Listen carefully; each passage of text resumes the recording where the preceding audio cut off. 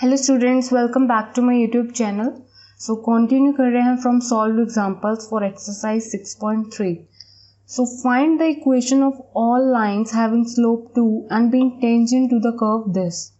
सो यहाँ पे आपको फाइंड क्या करना है, सबसे पहले आपको वो पता होना चाहिए। सो आपको यहाँ पे इक्वेशन निकालनी है, ऐसी इक्वेशन निकालनी है, उन लाइंस की इक्वेशन निकालनी है जिनका स्लोप हमेशा 2 होगा एंड वो टेंजेंट होंगी टू द कर्व। ये आपके पास एक इक्वेशन दे रखी है, टेंजेंट टू द कर्व।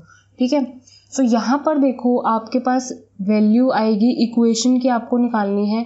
तो इक्वेशन की कैसे वैल्यू हम निकालते हैं, लेट्स सी। हमारे पास गिवन में क्या है, स्लोप। स्लोप की वैल्यू क्या लिखी हुई है, 2। स्लोप मतलब दैट मीन्स dy/dx की वैल्यू आपको गिवन है, राइट। सो यहाँ पे एक आपके पास इक्वेशन है, अगर आप इसको डिफरेंशिएट करते हैं तो यहाँ से भी आपके पास एक वैल्यू आती है dy/dx, राइट। सो यहाँ पर भी आपके पास एक वैल्यू गिवन है 2। यहाँ से dy/dx करोगे, यहाँ से भी एक वैल्यू आएगी, दोनों को आप क्या रख सकते हो, इक्वल। तो वहाँ से आपके पास एक वैल्यू आएंगी, पॉइंट आएंगे, लेट्स सी।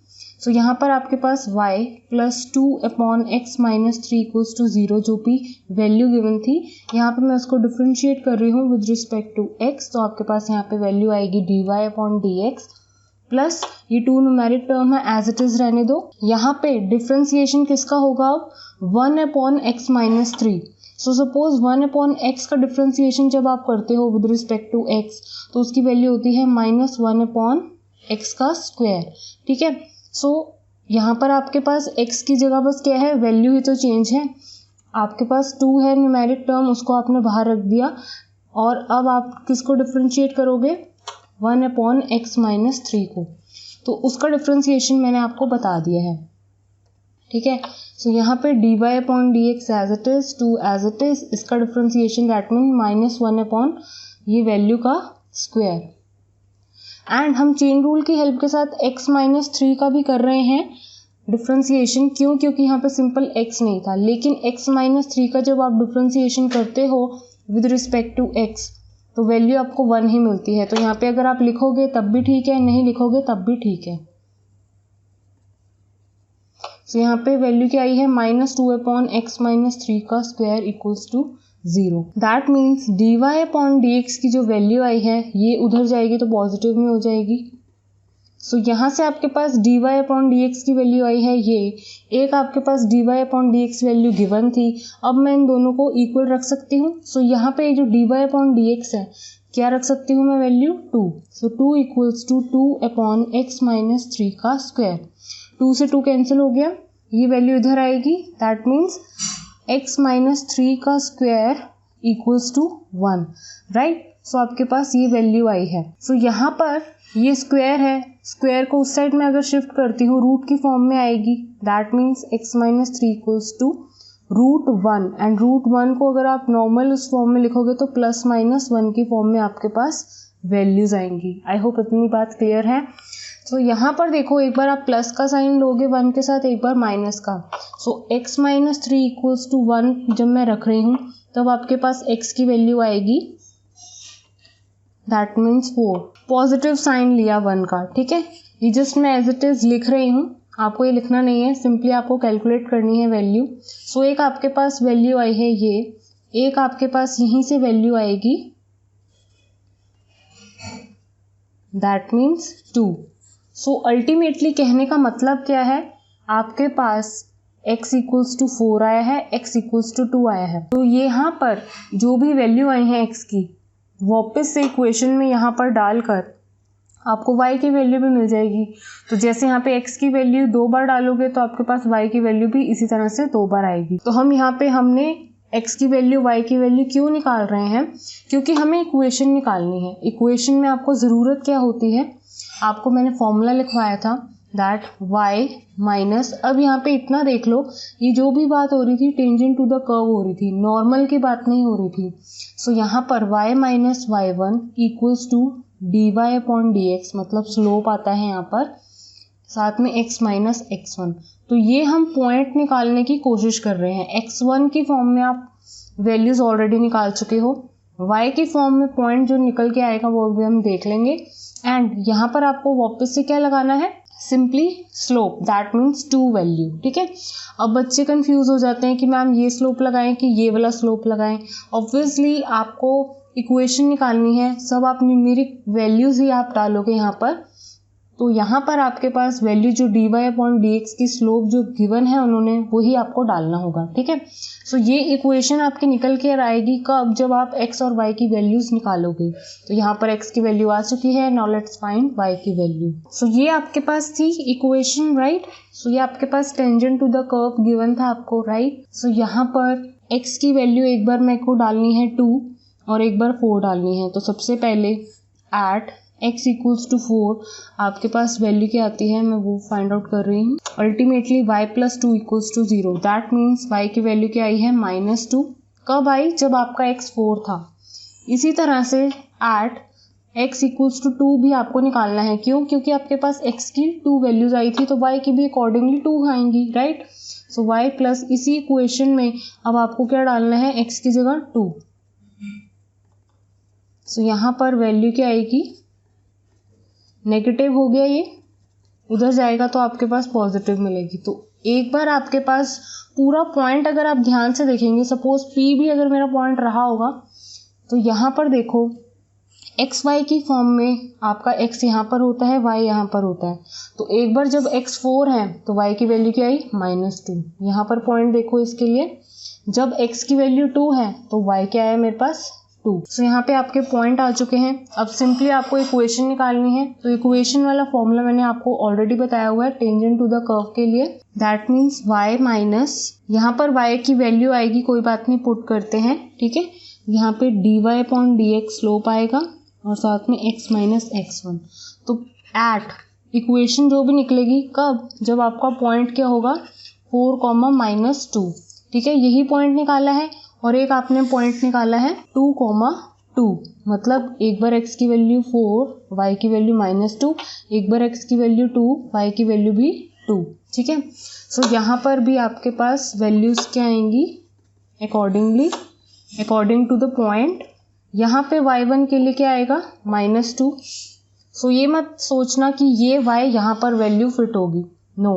y1 का नाम इसलिए मैंने लिखा ताकि आपके पास कंफ्यूजन ना हो, y माइनस y तो लिख नहीं सकती इसीलिए, ठीक है। अल्टीमेटली आप इसको x1 y1 ही लिखो ताकि आपको कंफ्यूजन ना हो कि ये कौन सा पॉइंट आया है, ठीक है। जो भी पॉइंट आएगा वो इस पोजीशन पे ही आते हैं, ठीक है।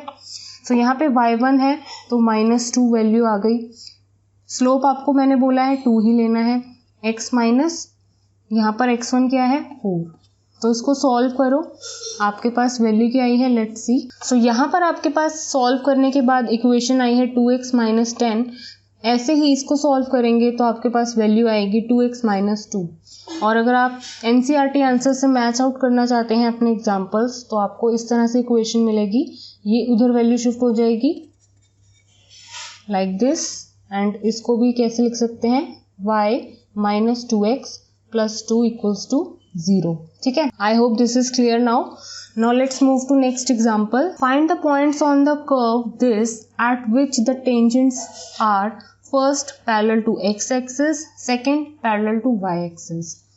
तो यहाँ पर आपको क्लियर कट लिखा हुआ है कि आपको निकालना क्या है, आपको निकालना है पॉइंट्स। पॉइंट्स अभी आपने देखा कि पॉइंट्स होते क्या हैं। यहाँ पर जो x और y की वैल्यू होती है, x की फॉर्म में y के पॉइंट, तो यहाँ पे x और y की वैल्यूज जो होती हैं, पॉइंट आपका उसी से बनता है, राइट। सो इतना आपको पता है। सो यही पॉइंट आपको निकालने के लिए बोला गया है। कब, लेकिन जब आपके पास ये कर्व है, आपको पॉइंट निकालना है इस कर्व पे जब आपका टेंजेंट पहली बात पैरेलल होगा x एक्सिस से, दूसरा पैरेलल होगा अगर y एक्सिस से। सो यहाँ पे मैं ये फॉर्मूला आपको लिखवाना चाहती हूँ, जहाँ पर आपके पास जब आपके जो टेंजेंट्स हैं वो पैरेलल होते हैं x एक्सिस में, तब क्या लेते हैं वैल्यू, जब सेम टेंजेंट्स पैरेलल होते हैं y एक्सिस के लिए, तब वैल्यू क्या होती है, किस तरह से हम लेते हैं। सो इसको समझते हैं पहले, फिर अप्लाई करेंगे इस एग्जांपल में। सो नोट डाउन कर लेना ये।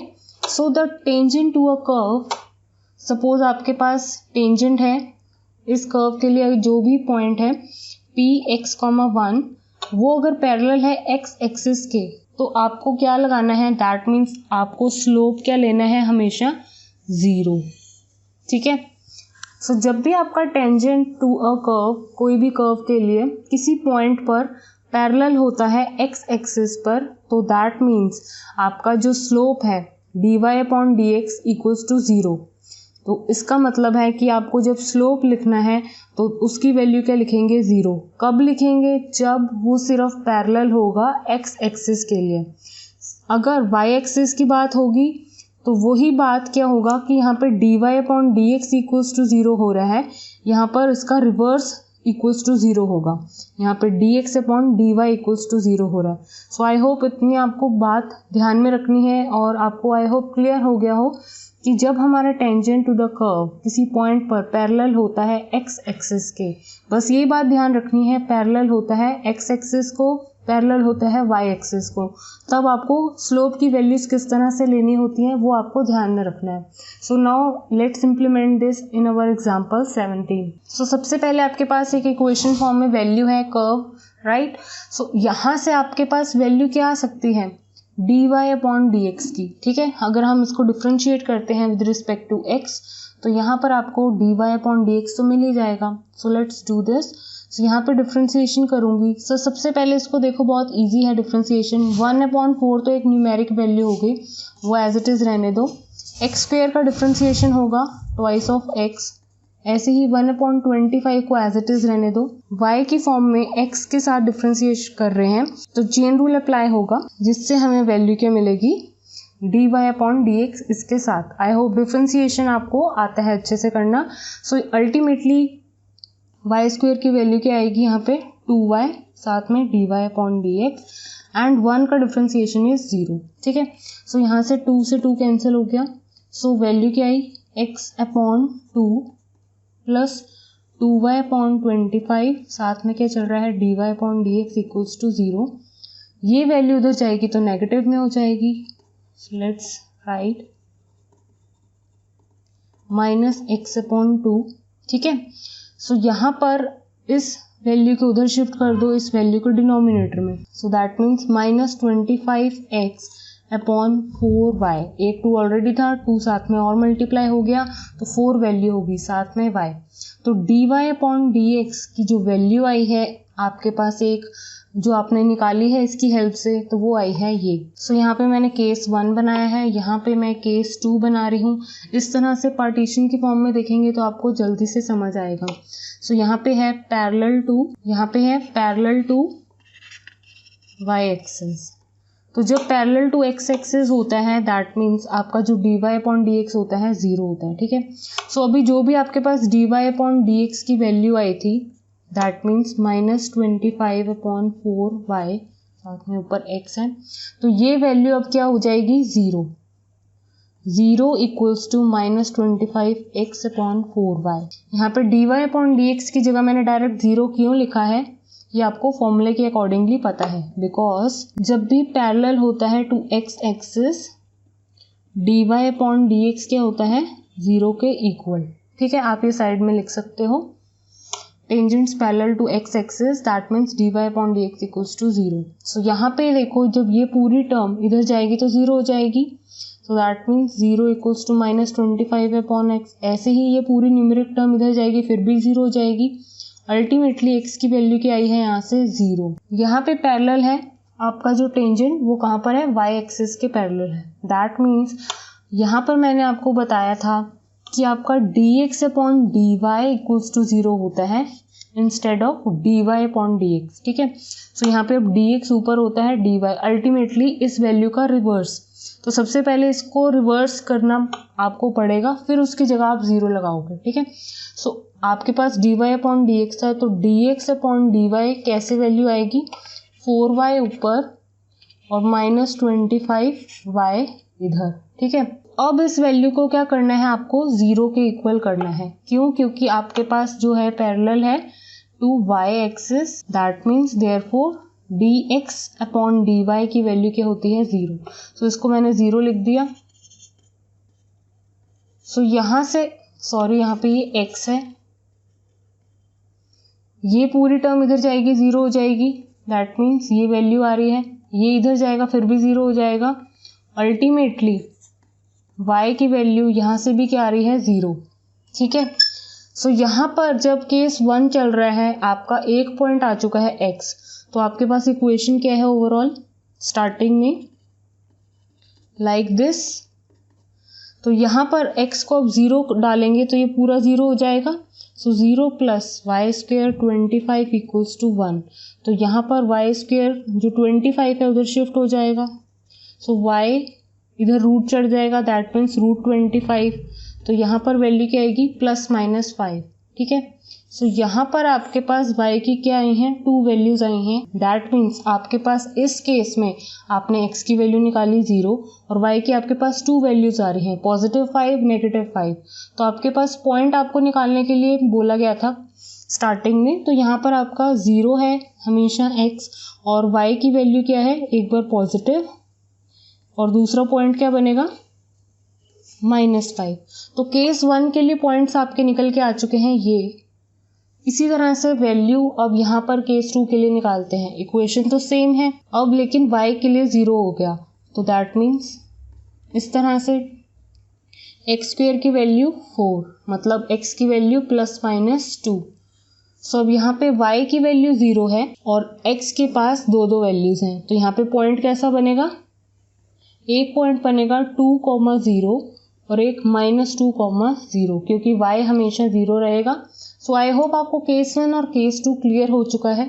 यहाँ पे मैंने आपको इतना ही बताया है कि आपको यहाँ पे dy/dx की वैल्यू 0 लेनी होती है जब आपका टेंजेंट पैरेलल होता है x एक्सिस को, ठीक है। तो आपको एक पॉइंट मिल जाएगा वहाँ से एंड वापस से इक्वेशन में वो पॉइंट जो भी आया है डालकर आपको दूसरा पॉइंट मिल जाएगा, ताकि जो आपका पॉइंट है वो पूरा बन जाएगा जो आप फाइंड आउट करना चाहते हैं। केस 2 में भी क्या होता है कि जब अगर पैरेलल होता है आपका टेंजेंट y एक्सिस के, तो dx/dy 0 होता है, ठीक है। सो यहाँ पर आई होप आपको क्लियर हो गया हो। नेक्स्ट वीडियो में कंटिन्यू करते हैं सॉल्व एग्जांपल्स के साथ ही। Thank you students for watching this video. Please like, share and subscribe to my channel.